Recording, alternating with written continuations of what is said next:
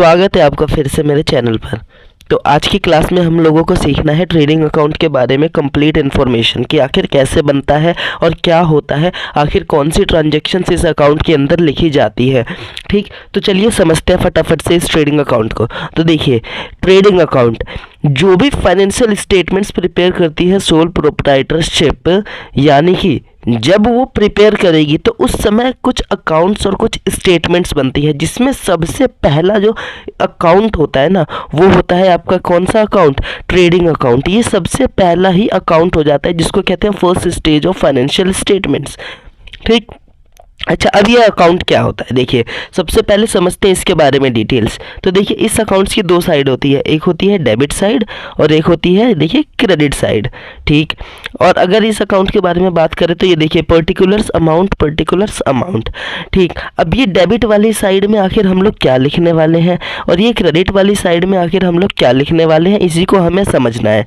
तो देखिए, जब भी आप लोग फाइनेंशियल स्टेटमेंट्स प्रिपेयर करेंगे ना, तो आपको एक ट्रायल बैलेंस गिवन होगा, क्योंकि जो फाइनेंशियल स्टेटमेंट्स है ना, वो ट्रायल बैलेंस की हेल्प से बनाया जाता है। तो ट्रायल बैलेंस के अंदर तो आपको बहुत सारे अकाउंट दिखने वाले हैं, जितने भी आपके बिजनेस में ट्रांजैक्शंस हुए थे ना, सबके बैलेंस ही मिलने वाले हैं आपको उसके अंदर। और ट्रायल बैलेंस की दो ही साइड होती है, एक होती है डेबिट और एक होती है क्रेडिट, और उसमें सभी टाइप के अकाउंट्स मिलने वाले हैं। ठीक, तो अब हमें करना क्या होता है? बस अब हमें वहाँ से ट्रायल बैलेंस में से ना अकाउंट उठाने हैं कुछ और सीधा कहाँ पोस्ट करने हैं? ट्रेडिंग अकाउंट में। अब अच्छा, अकाउंट तो बहुत सारे होते हैं ट्रायल बैलेंस में, आप लोगों के दिमाग में आ रहा होगा, तो सर ये बताइए कि आखिर कौन से अकाउंट को हम ट्रेडिंग अकाउंट में पोस्ट करने वाले हैं। तो देखिए, ट्रेडिंग अकाउंट की सबसे पहले हम लोग समझते हैं थोड़ी सी नेचर। इसकी जो नेचर है ना, वो नॉमिनल है। क्या है? नॉमिनल है। और नॉमिनल अकाउंट का रूल क्या कहता है भाई? नॉमिनल अकाउंट का रूल कहता है debit all the expenses and losses and credit all the income and gains. यानी कि डेबिट साइड तो आपकी सिर्फ और सिर्फ क्या आएगी? एक्सपेंस आएगी, और क्रेडिट साइड आपकी सिर्फ और सिर्फ क्या आएगी भाई? इनकम साइड आने वाली है। ठीक, अब हम बात करें सर, एक्सपेंस और इनकम तो बहुत सारे हो जाते हैं, तो आखिर हम इस ट्रेडिंग अकाउंट में कौन से एक्सपेंसेस लिखने वाले हैं? तो देखिए, ट्रेडिंग अकाउंट में सिर्फ और सिर्फ आप लोग डायरेक्ट एक्सपेंसेस लिखने वाले हैं, जो कि हम लोगों ने इससे पिछले क्लासेस में भी सीखा था। जैसे वहाँ पे मैंने आपको क्या बताया था कि ट्रेडिंग अकाउंट में सिर्फ और सिर्फ क्या आते हैं? सिर्फ और सिर्फ डायरेक्ट एक्सपेंसेस ही आते हैं।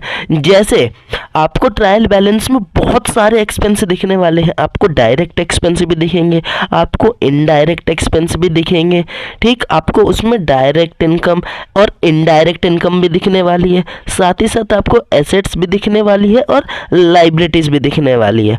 तो आपको क्या करना होगा? बस आपको वहां से डायरेक्ट एक्सपेंसेस को छांटने होंगे और कहाँ उन्हें पोस्ट करना होगा? सीधा उन्हें ट्रेडिंग अकाउंट में ला करके उसको लिख देंगे। सर अब एक चीज बताइए, डायरेक्ट एक्सपेंसेस को आखिर हम पहचानेंगे कैसे?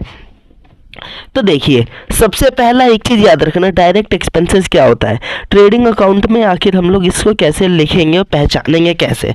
तो देखिए, जब कभी बिजनेस स्टार्ट होता है तो आप लोग क्या करते हैं? आप लोग कुछ ना कुछ प्रोडक्ट को मैन्युफैक्चर करते हैं। जब आप उस प्रोडक्ट को मैन्युफैक्चर करेंगे, उसे प्रोड्यूस करेंगे, उसे बनाएंगे, उस पे होने वाले जितने भी एक्सपेंसेस हैं वो डायरेक्ट एक्सपेंसेस कहलाएंगे। सर अच्छा, और थोड़ा सा आसान भाषा में समझाइए।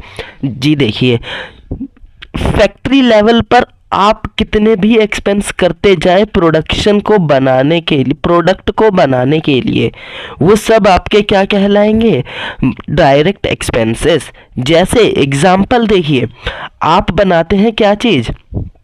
आप बनाते हैं एक पेन। ठीक, तो पेन को बनाने के लिए क्या आपको रॉ मटेरियल की ज़रूरत नहीं पड़ेगी? जी सर पड़ेगी, रॉ मटेरियल की तो ज़रूरत। तो वो आपका क्या हो गया? Direct expenses. क्या आपको वो पेन बनाने के लिए आपको मशीन की ज़रूरत नहीं पड़ेगी? जी सर पड़ेगी। अच्छा, क्या आपको वो पेन बनाने के लिए मज़दूर की ज़रूरत नहीं पड़ेगी? जी सर पड़ेगी। यानी कि डायरेक्ट एक्सपेंसेस तो अब आप समझ गए होंगे कि प्रोडक्शन पे जो कि डायरेक्ट इन्वॉल्व होते हैं वो सारे हमारे डायरेक्ट एक्सपेंस कहलाते हैं। ठीक, अच्छा, अब वही पेन अगर मेरे को बेचना हो तो मैं क्या करूँगा, मैं किसी फेमस सेलिब्रिटी के थ्रू एक ऐड करवाऊँगा।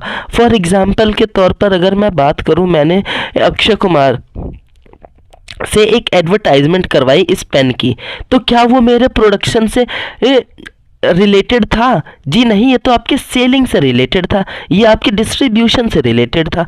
तो वो कौन से एक्सपेंसेस हो गए भाई? वो इनडायरेक्ट है, आपके वो प्रोडक्शन से रिलेटेड ही नहीं थे।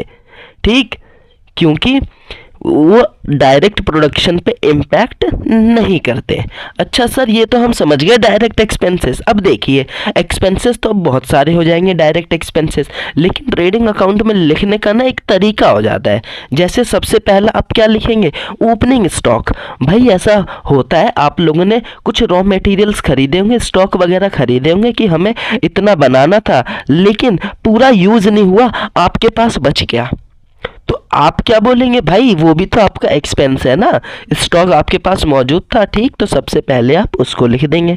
ठीक, उसके बाद आप क्या लिखेंगे कि भाई आपने कितना परचेज करा रॉ मटेरियल, या फिर कितना आपने पूरे साल में परचेज करा, तो वो आ जाएगा। ठीक, अब याद रखना, जब जब आप गुड्स या परचेज करेंगे, कुछ ना कुछ उसमें से ना आप वापस भी कर देते हैं। वो रीज़न कुछ भी हो सकता है, जैसे कि कुछ डैमेज हो गया, भाई बेकार पीस आ गया। ठीक, तो वो रीज़न कुछ भी हो सकता है, तो आप क्या करते हैं, उसको वापस कर देते हैं। तो उसको क्या बोलते हैं भाई? परचेस रिटर्न बोलते हैं। तो याद रखना, परचेस में से ना परचेस रिटर्न को लेस कर देंगे और फाइनल अमाउंट यहाँ पर लिख देंगे। ठीक, तो अब देखिए और फॉर्मेट को समझते हैं थोड़ा सा। देखिए, ये हो गया, और डेबिट साइड क्या आएगा भाई? और आ जाएगा आपका डेबिट साइड, एक्सपेंस वाली साइड आ जाएगा। ठीक, जी बिल्कुल सही। और ये सब आपको कहाँ मिलेगा भाई? ट्रायल बैलेंस में मिलने वाला है। ठीक, अब देखिए क्रेडिट साइड क्या आएगा? क्रेडिट साइड आएगा आपका सेल्स। ठीक, और क्या आएगा? Sales return. अच्छा सर, ये तो परचेज की तरह ही था, तो याद रखना सेल्स माइनस सेल्स रिटर्न और फाइनल अमाउंट यहाँ पर लिख देंगे, क्योंकि जब आप कुछ सामान बेचते हैं तो उसमें से कुछ वापस भी तो आ जाता है। ठीक, तो आपने ये कर दिया, नेट रिजल्ट लिख देंगे, सेल्स माइनस सेल्स रिटर्न, और साथ ही साथ एक क्लोजिंग स्टॉक आ जाएगा।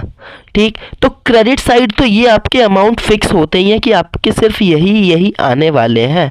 ठीक, अब देखिए, डेबिट साइड आपकी हो गई एक्सपेंस वाली साइड, क्रेडिट हो गई आपकी इनकम वाली साइड। ठीक, ट्रायल बैलेंस से हमने सीधा उठा करके कहाँ लिख दिया? ट्रेडिंग अकाउंट में लिख दिया। ठीक, अच्छा, अब जब आपकी एक्सपेंस वाली साइड ज़्यादा होगी और आपकी इनकम वाली साइड होगी कम, तो उस समय पता है आपका क्या आएगा? ग्रॉस लॉस आएगा। ठीक, और अगर आपकी इनकम वाली साइड ज़्यादा हुई और आपकी एक्सपेंस वाली साइड कम हुई, तो उस समय आपका आएगा ग्रॉस प्रॉफिट। ठीक, ये चीज़ क्लियर हुई। अच्छा सर, डायरेक्ट एक्सपेंसेस के कुछ और एग्जाम्पल बता दो। देखिए, ये देखिए डायरेक्ट एक्सपेंसेस के कुछ नाम देखिए, जैसे कैरिज एंड फ्रेट, ये एक डायरेक्ट एक्सपेंसेस है। जैसे आपने कोई सामान मंगाया था और उस पर कुछ चार्जेस पे कर दिए, तो उसको बोलते हैं कैरिज एंड फ्रेट।